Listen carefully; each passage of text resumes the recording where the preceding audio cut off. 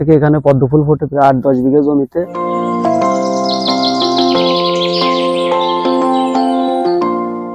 প্রাকৃতিক সৌন্দর্যের এক অপরূপ লীলাভূমিতে পরিণত হয়েছে অভয়নগর উপজেলার রামনগর বিল।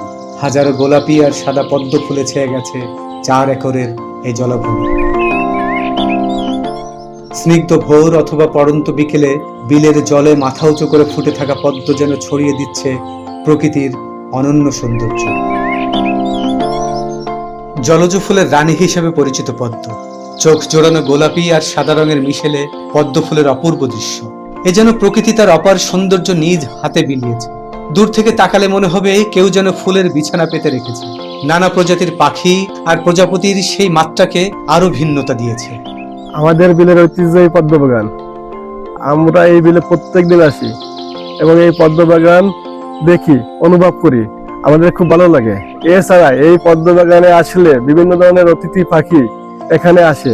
জলজ ফুলের রানী হিসেবে খ্যাত আমাদের এই পদ্ম ফুল। এখানে অনেক দূর দূরান্ত থেকে মানুষ আসে, এটা আমাদের বিলে ফুটেছে। অনেক দূর দূরান্ত থেকে মানুষ আসে এটা দেখার জন্য। আমরাও আসি, আমরা এই গ্রামেরই লোক, ঠিক আছে, অনেক ভালো লাগে। দিগন্ত জোড়া পদ্ম ফুলের মেলা দেখতে প্রতিদিন দূর দূরান্ত থেকে প্রকৃতি প্রেমীরা পদ্ম বাগানে আসছেন, প্রাণ ভরে উপভোগ করছেন প্রকৃতির এই অপার সৌন্দর্য। আমার বয়স প্রায় 40 বছর। আমি দেখে আসতেছি দীর্ঘদিন ধরে এখানে, আমার জন্মের পর থেকে এখানে পদ্ম ফুল ফোটে প্রায় 8-10 বিঘা জমিতে। আমরা অনেক দূর থেকে শুনছি এখানে একটা পদ্ম বিল আছে। আজকে দেখতে আসলাম আমি আর আমার বন্ধু, দেখতে অনেক ভালো লাগতেছে।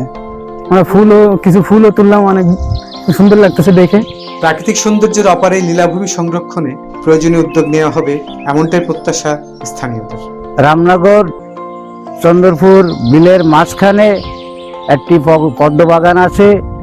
এই পদ্ম বাগান একটা বৃহত্তম জায়গা নিয়ে এই পদ্ম বাগানটি আমি উদ্যোক্ত কর্মকর্তার সঙ্গে কথা বলবো, কথা বলে যাতে এই পদ্ম বাগানটি সংরক্ষিত করা যায়, দূর দূরান্তের মানুষ এসে এই পদ্ম বাগানটি দেখতে পারে। সোভান নিপুণ, সুবর্ণভূমি ডেস্ক, যশোর।